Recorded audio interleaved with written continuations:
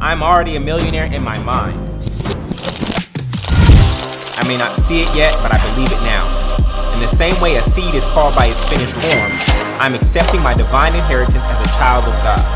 I'm meant to have life and have it more abundantly. My treasure on earth shall correspond directly to the treasure in the heaven of my mind. Abundance is my birthright. Ashe, amen, and so it is. My name is Jullien Gordon, and I'm author of Rich and Righteous: Spiritual Secrets to Mastering Money, Manifestation, and Your Mind. After becoming a multimillionaire through real estate investing, I was moved by God at the beginning of the pandemic to share my money mindset that allowed me to quit my job in January of 2009 at the bottom of the last recession and achieve full financial freedom. I own my mental real estate before I own any physical real estate. This book is like some of your favorites: Rich Dad, Poor Dad, As a Man Thinketh, Think and Grow Rich, and the Bible all in one. But the divine downloads and thoughts that are in here are 100% original and came to me over a 6-month period at the beginning of the pandemic. This book is normally $100 on Amazon if you went there right now, but I want to give you access to it for free by inviting you to our next reading group. Yes, the reading group is 100% free. Every weekday for 100 days straight, I'll be reading and discussing the 10 money commandments in the book that make money come to you in your life easily, more frequently, and abundantly. And it will take about 30 to 45 minutes as we read 3 to 5 pages per day until we finish the book and reprogram your mind around money. Why 100 days? Well, if you are 30 years old, you've lived for 10,950 days. And we have to deprogram and reprogram the negative, scarcity-based money mindset society has taught you. And I believe I can do that in just 1% of the time in about 100 days. I'm done with shelf help. You know, when you buy a book to change your life, but you never read it, it just sits on your bookshelf and collects a whole bunch of dust. We off that. When is the last time you had an author actually read their book to you out loud because they cared about you getting the information in your soul? I'm not just here to get this book in your hands. More importantly, I want to get it in your head and your heart, because that's where the real transformation occurs, in the conscious and the subconscious mind. As scripture says, be ye transformed by the renewing of your mind. This is not the type of book that you just read once. To renew the subconscious mind requires repetition over and over and over. So if you joined us last time, I encourage you to join us again. I myself have read this book over 10 times already. So click the link to join our next reading group, and when you sign up, I'm gonna give you the first 2 chapters of the book for absolutely free on what is money and abundance is your birthright, so that you can start your journey to a more abundant life today.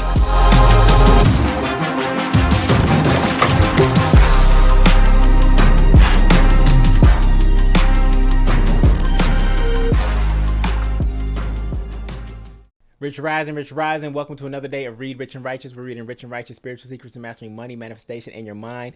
And we only have 3 days left in this journey. We have today, tomorrow, and then we have our graduation on Saturday. To sign up for Rich and Righteous graduation, you can go to rrgraduation.com. That's rrgraduation.com. We will be starting at 8:30 a.m. Eastern Standard Time. We'll be going till 11. We'll be reading the conclusion of the book. We'll be having testimonies or test of monies from readers in terms of how this book has transformed their lives. I'll be doing a teaching from the Rituals workbook. There'll be book signings for those of you who are coming to Atlanta. We have space for 150 people. I think those tickets are almost sold out. It's absolutely free. Those who come to that event in person will be getting the Thank account, my Thank account, which is my 91-day gratitude journal and program. This is perfect for you to start your year or continue after going through this Read Rich and Righteous process. Gratitude journal is one of my daily rituals that keep me in wealth consciousness. And so again, that's rrgraduation.com, rrgraduation.com to sign up for that. Now, if you just happen to be finding this late in the game or with only a few days left, you can still join by going to richrightnow.com, richrightnow.com, and on the thank you page, you can buy the ebook or a physical copy of the book. And when you buy either one, you will get all of the replays or recordings that you've missed up until now. We've been together for almost 14 weeks now, and it has been an absolute and amazing journey. And if you want to continue this in between, once these readings stop, you want to actually just go and listen to them and continue showing up for yourself at 8:30 a.m. Eastern Standard Time, I encourage you to go get the digital package, which is the ebook, and get the replays that come with it. All right. So I want to jump right into it. We have a very powerful chapter today, and we will be on page 384. We'll be on page 384 or day 70. I see some people have crossed over into the 70s, right? Consistency scores up there. I love it. I see folks in the 60s, 50s, and on the way down. It's okay. It's not about comparison. I know some of you found out about these things at different times. Some of you have been playing catch up by listening to the replays. So absolutely amazing. And I do believe we will have some 72s out here. All right. So type I got it when you got it. Type I got it when you got it. We have Got 7 pages today, 6.5 pages today. And so let's get into it. So today's reading is forgive ourselves of our debts. Forgive us our debts as we also have forgiven our debtors. Matthew 6:12. So right here, straight out the gates, we realize that some translations say forgive us our debts. Some say forgive us our sins, right? So do you realize that we have the power to forgive sin? As we have also forgiven our debtors, or as we have also forgiven those who sinned against us. So you didn't realize that you have the power to forgive sin. It says it right here in the Lord's Prayer. No? Am I tripping? Did I read that wrong? No, I read it correct. Okay. So let's get into it. We have covered several financial sins throughout the book so far. Again, sin simply means to miss the mark. Okay, to miss the mark. Okay. So instead of focusing on what we shouldn't do, we also want Again, sin simply means to miss the mark. Instead of focusing on what we shouldn't do, I also wrote them in the affirmative to clarify what we should do, because we don't always want to just speak in the negative, what you don't do. Thou shalt not this, thou shalt not that. Okay. So some of the financial sins we've covered include thou shalt not make money your God. In other words, trust in God. Thou shalt not love money. In other words, steward and care for money. Thou shalt not save money. In other words, use it or it is useless. Thou shalt not spend money. SP hyphen. Let me remind us of that. Spend money, because when you spend money, you end money. We should circulate it and multiply it. Thou shalt not work for money. No, money works for you. Thou shalt not be in bad debt. No, only use good debt. Thou shalt not chase money. We should attract it. Thou shalt not compare or covet money. Know that there is more than enough. Thou shalt not obtain money through evil works or work you don't love. Instead, we do good works in the name of our mother, father, God's business. Okay. Thou shalt not give your pearls or money to swine, which is banks.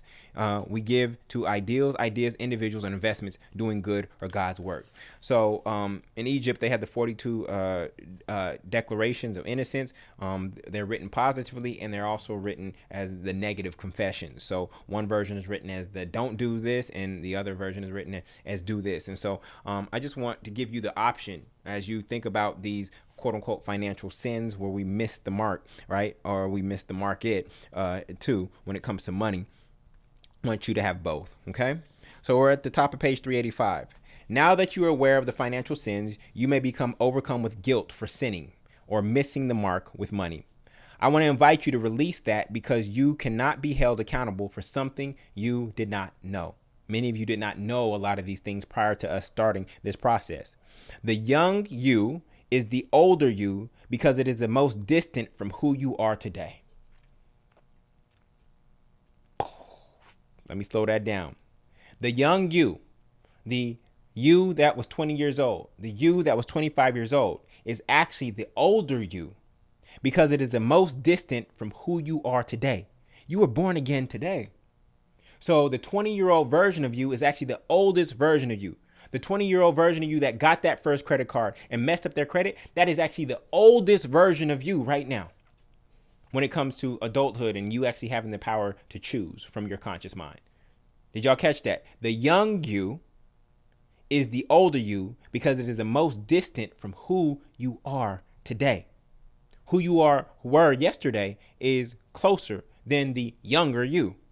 Okay? And your new self that was reborn this morning is actually the youngest version of you. Are y'all with me? Did I lose some folks? Okay. So again, we are born again every single day. Not just when you get baptized in some water. You are born again and you have the choice and the power through the I am to choose a new identity every single day. Okay. In Luke 23:24, Jesus said, Father, forgive them, for they do not know what they are doing. Forgive your old selves, which is actually the younger you, right? The 18-year-old version of you who ran up credit cards, the 25-year-old you who went to graduate school with no plan, the 28-year-old who bought a single family home that cost too much, the 30-year-old who spent $30,000 on a wedding, etc. Those are the older yous, even though your age was young. Is this making sense? Your age was younger, but they're actually the older you based on who you are now. For they did not know what you know today. So we have to forgive them because they didn't have the knowledge that you now have. Those were the old and financially immature versions of you. You are a new person now. If the old versions of you would have known what you know now, you would have thought differently, moved differently, and had a different experience with money. Your bank account does not represent your true worth. It represents who you were, not your worth. Everybody type that. My bank account represents who I was, not who I am today. It's who I was, not who I am today. You are reaping what you sowed in the past, but your mind is being renewed right now, and you will plant new good seeds in renewed good subconscious soil that will bear good fruit in the near future. So all you're experiencing is the repercussions or the bad fruit, and hopefully some good fruit too, right, of seeds that you planted in the past, right? Even though your mind is now planting good seeds for your future.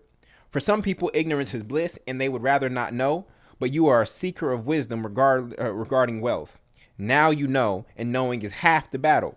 The other half of the battle is aligning what you are doing with what you know to close the knowing-doing gap. Knowing better, many people know better but don't do better. Closing the knowing-doing gap is called integration. Everybody type that. Integration. Closing the knowing-doing gap is called integration. Information alone does not change lives. It is the integration and implementation of the information that will change your life. The truth will not set you free. Acting on the truth will set you free. This is why I gave you the rituals workbook, so that you can actually integrate the teachings into your life, right? When you're filling out those worksheets, you're now personalizing this information into your life. Yesterday, I had you do the giving and receiving exercise where you looked at your top 3 relationships and looked at how much you were giving or what exactly you were giving and what you were receiving. So this is actually this is the next level of work. Again, this work is not to-do list items. This work is inner work because we know that that's where the kingdom is. Okay. So second paragraph, page 386. One of the greatest hindrances to achieving wealth consciousness is unforgiveness. It is unforgiveness towards others, unforgiveness towards God, and most importantly, unforgiveness towards ourselves. Unforgiveness mentally locks us in the past. So even if we know the truth in the present moment, we don't take action in the present. Even though it is water under the bridge, you are still drowning in it. Today, you are reaping. You ever seen that video on social media where the kid is just going crazy? He's like thinking he's drowning and the water is literally this deep. He's like, he thinks his life is over. And if he would just stand up, he realized he'd be okay. But some of us are drowning in the past in that way. We're still holding on to the rope in the way that he was holding on to the rope, realizing that we've outgrown that. And if we just stood up, right, we would be perfectly fine. This is what it means to forgive ourselves. Today, you are reaping what the old you sowed. Your current reality is the energetic frequency you feel today, but it is a result of your past mentality. It is not a reflection of who you are today. From an energetic standpoint, rather than be angry at the old you, which some people call the younger version of themselves, rather than be mad at the old you for what it did or didn't do, forgive it and channel all of your energy towards planting good seeds today, right? The kingdom of heaven is in your midst. It is here and now. And so this is the only moment that we have choice in. We don't have choice in the past. We don't have choice in the future. And the best way to predict the future is to create it. So we must create the future in the now, right? It takes time for your material experience to catch up to your mental experience of life, right? Most of us, listen, you hear that? It takes time for your material experience to catch up to your mental experience. So during Read Rich and Righteous, we have accelerated the growth of our mental experience of money, okay? And now we are waiting, and some of you, because of your consistency, are already having material manifestations as a result of the renewing of your mind. If you are type me, if you've had good fruit come from the renewing of your mind in this process. And we're going to get some of those testimonies at graduation. And for those of you who can't attend, I'll have you send them in via video. Okay. So again, it takes time in the physical realm for your material experience to catch up to your mental experience of life. Listen to this. Most of us would not be able to handle instant manifestation. And here's why. I know you think that's a superpower, but here's why most of us would not be able to handle it. Because it would include all of our good thoughts and our bad thoughts. So your bad thoughts that you've had would also manifest as quickly as your good thoughts. And many of you are not ready for that. You're not ready for that. And so we're actually grateful that there's a little bit of a time gap between the thought and the thing so that we can actually choose if we really want that thing. If we give our light or attention to old seeds, they will continue to bear bad fruit. As a son of God, S-U-N, your light, energy, and attention must shine on the good seeds you are planting today that you want to manifest soon. The American dream is really a nightmare for most Americans. Modern day slavery is mental and monetary. The American dream says go to college. The result is a 10-cent diploma, no real skills, and 6 figures of student debt. The American dream says get a good job. The result is you build a multi-million-dollar asset for someone else while you get bi-weekly rations that are taxed at a higher rate than any other type of income because it's called ordinary income. The American dream says buy a single family house. The result is you end up buying yourself and your banker a home with all of the interest, and you feel trapped for 30 years because you're afraid of missing a mortgage payment. The etymology, you want to know what's even crazier from a psychological standpoint, family? I didn't put this in the book, but listen to this. Some of y'all bought single family homes to be close to the plantation that you were trying to escape. Some of you bought homes to be close to the plantation that you were trying to escape. Because if master needs you at 7 a.m., you want to be there right away. You don't want to disappoint master. So I'm going to live real close to the plantation.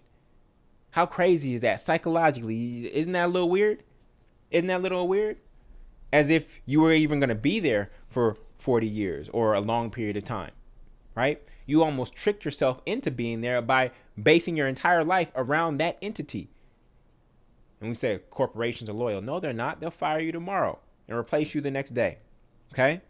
So the result is you end up buying yourself and your banker a home with all of the interest you pay, and you feel trapped for 30 years because you're afraid of missing a mortgage payment. The etymology of the word mortgage, if you take mort hyphen gauge, literally means a death pledge. Right? Mort as in mortician or mortuary, right? Death. The word mortgage literally means death pledge. The government gets paid off of every part of the American dream they programmed you to follow. Student debt is debt to the government, right? Most mortgages are government backed, and the ordinary income is most taxed. So we were sold a nightmare branded as a dream.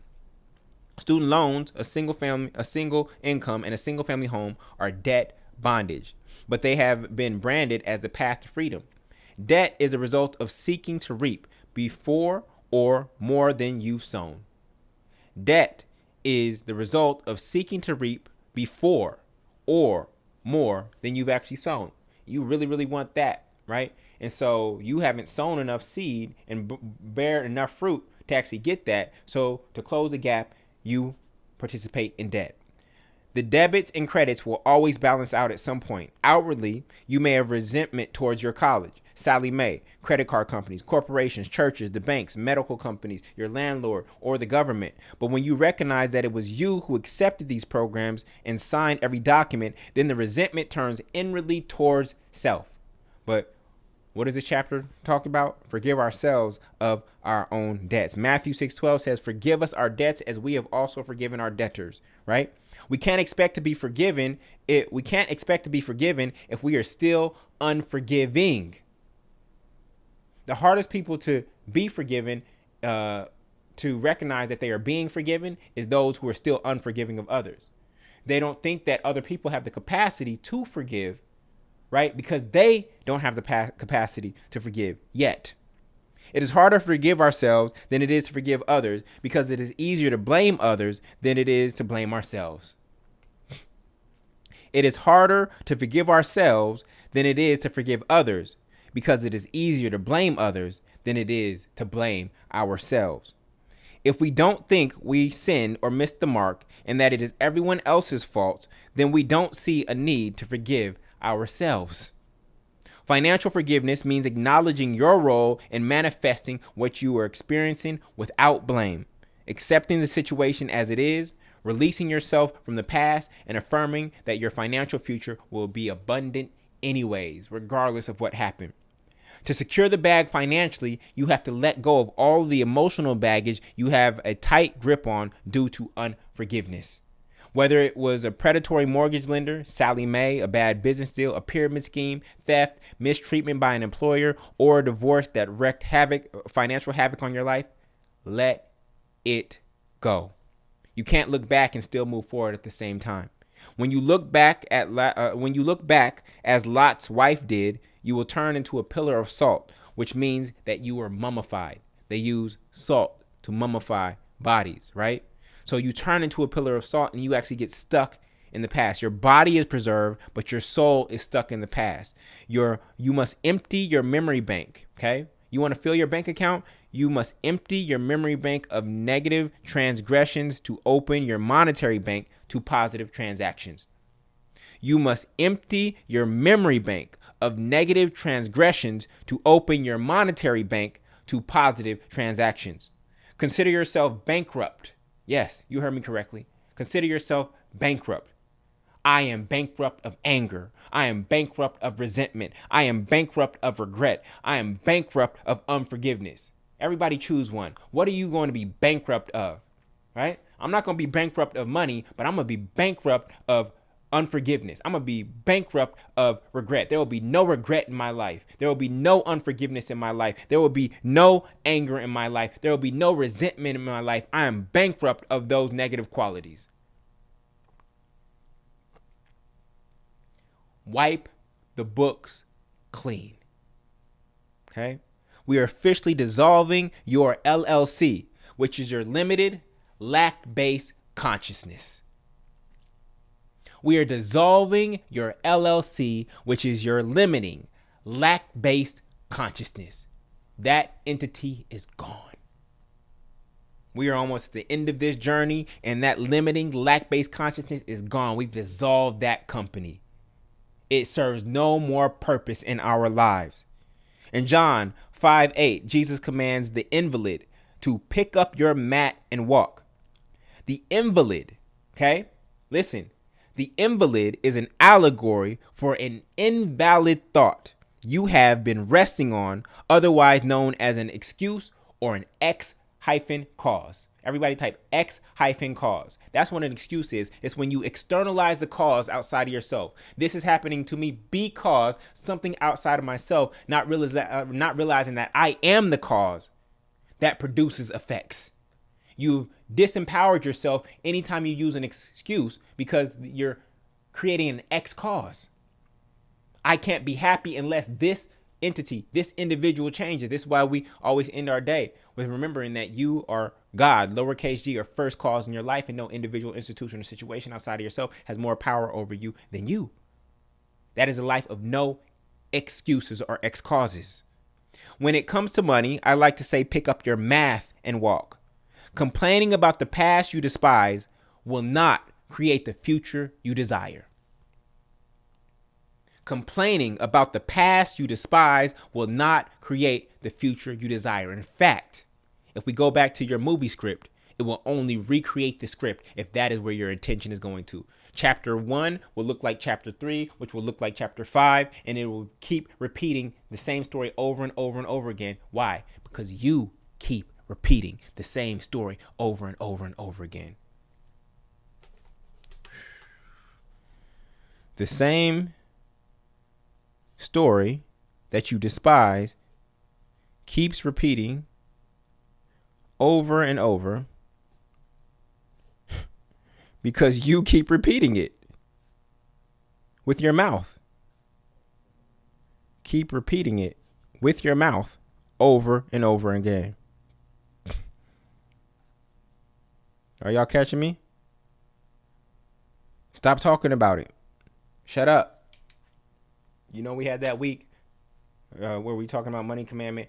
I think number 405, how the rich and righteous speak about money. And I told y'all for half that week, shut up. Shh. Your word shall never return void. Some of you be better off if you just stop talking. Okay? Stop repeating the same negative story over and over again so that it does not keep repeating over and over again in your life. If you remove should and supposed to from your vocabulary, you would instantly be freed of a lot of the unforgiveness, false expectations, judgment, frustration, and pain. My mom should have done this. My dad should have done this. My employer should have done this. My wife should have done this. Should and supposed to are the new S words. You thought SHIT was the S word? No. Should and supposed to. Okay? Use them sparingly. If you need someone else to be or do something for you to be happy, you may be waiting a very long time. Catch yourself saying, my parents were supposed to. He should. She should have. They are supposed to. You should have. My spouse is supposed to. My boss should. The government's supposed to. You can even monitor anytime you say I should or I'm supposed to, because oftentimes it is a program that was installed to override your true self. I need you to release the shoulds and the supposed tos. There are no laws to living that we've all collectively agreed on. In one person's house, it's okay to wear your shoes, and in another person's house, it's not. Projecting your way of living on someone else will only frustrate you because you can't control anyone else. Accept people as they are. I know there are likely individuals and institutions that have done you wrong. But when you take 100% accountability for your own life, which is what this financial philosophy suggests, there is no one to blame or forgive. Even if they are 100% responsible for your past, you are still 100% responsible for your future. This does not mean disregard accountability for wrongdoing, but we must stand in our power. And the only thing that we control is ourselves. How are we going to control someone else when we can barely control our own action? How many of your New Year's resolutions did you accomplish? You've been wanting to go to the gym 10 years straight. You can't even control your own actions, and now you're trying to control somebody else? Make that make sense, please. Please. Okay? Are y'all with me? I know I'm coming hard, but we have to release these expectations, because a lot of the unforgiveness that we have in our lives because we think somebody was supposed to do something, should have done something. And there's no rule book that said anything like that. You didn't come to an agreement. It is psychotic to want everyone else to change while you stay the same. It seems easier to get someone else to change than it is to change yourself, but it is not. I'm not waiting for someone else to change to have my heaven on earth. The only man that matters when it comes to manifestation is you. The only man that matters when it comes to manifestation is you. No shame, no blame. There is no shame in where you are except staying there. There is no shame in where you are in your financial life except you staying there. Waiting for this entity to forgive your student loans, waiting for them to do that, waiting for them to do that, and then none of them do that, and guess what? You still at square one.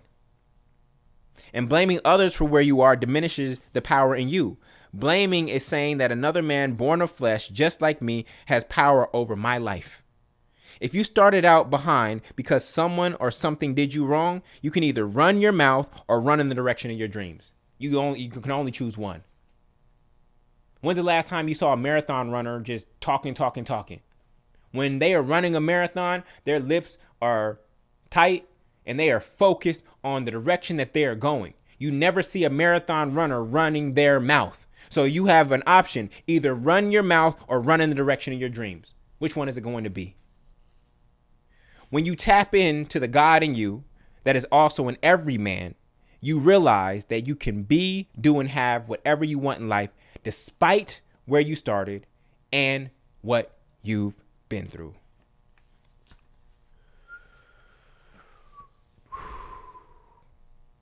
Forgive us our debtors. Greatest debtor, the greatest sinner against ourselves is ourselves. We have to forgive ourselves. We have to forgive everyone who did us wrong, who didn't show up in the way that we expected them to, the way we think they should have, the way we think they were supposed to. We have to forgive. It's in the past. It's in the past. We either run our mouth about it or we run in the direction of our dreams. You keep talking about that situation, and this is why it keeps repeating in your life, because you're giving it attention and energy. Chapter 1 looks like chapter 3, which looks like chapter 5. Why is the same story happening over and over? Because you keep repeating it. You got to forgive, family. You got to forgive all the mistakes that your older self, which by age is your younger self, made. Forgive them. Forgive the 20-year-old version of you, the 25-year-old version of you, the 30-year-old. Forgive them. Forgive them. They didn't know. They didn't have rich and righteous. They don't know what you know now. And if they would have known what you know now, then they wouldn't have made those choices. So forgive them, family. You have the power to do that. It's not just forgiving other people. You're also forgiving the older versions of yourself, because they contributed to the life that you're living right now, right? They helped you get to where you are. And you might have never stumbled across this knowledge and this information had they not made a mistake. Because sometimes mistakes are what it takes to actually get us to wake up, right? Sometimes we have to burn our hand on the stove to start to recognize how heat works and how to cook. But now that we're at the end of the book, you starting to cook, family. You starting to cook. We got to forgive ourselves. All the financial mistakes that you made along your life, release them. I didn't know. Now I know. I wouldn't make the same choice today. And then we just start from a blank slate. We dissolve that limited, lack-based consciousness. We dissolve that LLC. It's done. It serves no purpose in our lives anymore. It is abundance from here on out. I am come that they might have life and have it more abundantly. All right. So the exercise in the ritual workbook is a powerful one, and it is the financial forgiveness letter. Okay. It is on page 98 and 99. It's a template for you to write your financial forgiveness letter to yourself. And so if you don't have the rituals workbook, go to richrightnow.com/store so that you can get this template and go through this process. This is going to be really, really healing for a lot of you. And remember, the blockages are not external. The blockages of the currency, the resistors, are within us. And this chapter and this exercise is going to break through some of that resistance that is inside of you. All right. So, you know what tomorrow is, family? Tomorrow is our last weekday reading. And what I'm actually going to do so that we can just focus on the conclusion on graduation on Saturday, I'm actually going to read, I'm going to read both Pay Bills Like a Billionaire and Pick Your Guiltless Pleasure. I'm going to read both of those tomorrow. And then on Saturday, we will read the conclusion together as the opening for graduation. All right. So if you haven't signed up for Rich and Righteous Graduation, go to rrgraduation.com. Go to rrgraduation.com. That's this Saturday, 8:30 a.m. Eastern Standard Time to 11. I'm excited. Tomorrow is our last weekday together. So I will see you at 8:30 a.m. Eastern Standard Time then, and then I'll see you again on Saturday. And before I go, just want to say, be God to yourself, family, especially after this reading. Be God to yourself. Love yourself as God loves you. God doesn't see your mistakes. God doesn't see your financial sins.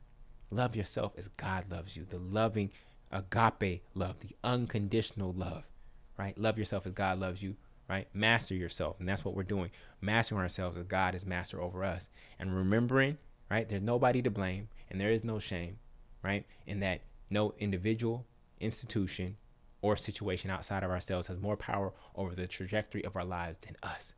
You are God, or first cause in your life. And that situation that happened in the past that you are still holding on to, forgive it. Don't turn into a pillar of salt. Don't look back. Look forward. There's a reason why your windshield is bigger than the rearview mirror, because you're not supposed to spend that much time looking backwards. You're supposed to look out into the future, and your future is bright. All right? So I'll see you tomorrow, y'all, and at 8:30 a.m. Eastern, and I'll catch you then. Love you. Peace. What's up, y'all? It's Jullien Gordon, and it is day one of Generational Wealth Conference, and today is all about wealth building. We're talking about entrepreneurship. We're talking about how to avoid paying taxes, how to set up living trust, and things of that nature to make sure that you can pass on regenerational wealth to the next generation. I'm so excited about this day. We're starting in about 30 minutes, and it's going to be awesome. Stay tuned for the journey.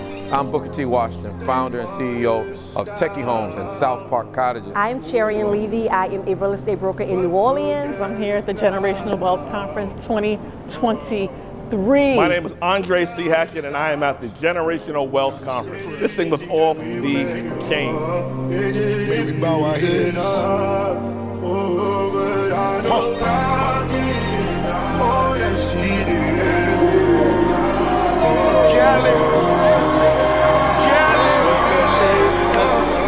God is great.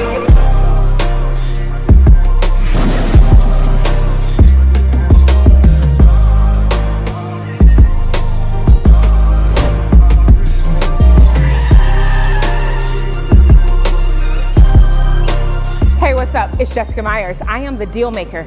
And you know what? We're at the Generational Wealth Conference 2023. And I say that because my affirmation is 2024, we're going to be at the Mercedes-Benz Stadium. Stadiums filled with people coming that have been hungry to change their life, hungry to make a difference and make better deals that we know they are on the cusp of.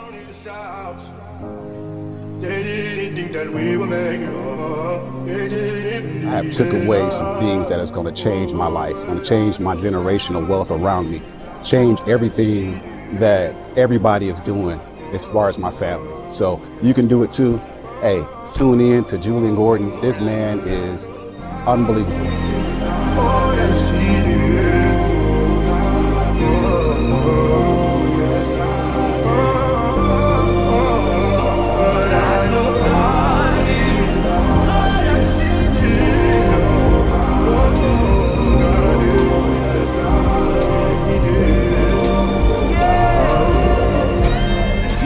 So for those of you who are on the fence about coming to the Future One, let me tell you something. You are missing out on being poured into. You are missing out on growth. You are missing out on expansion. You are missing out on elevation. You must be here 2024. Get here, be with your family, and rise and enjoy and have fun and expand.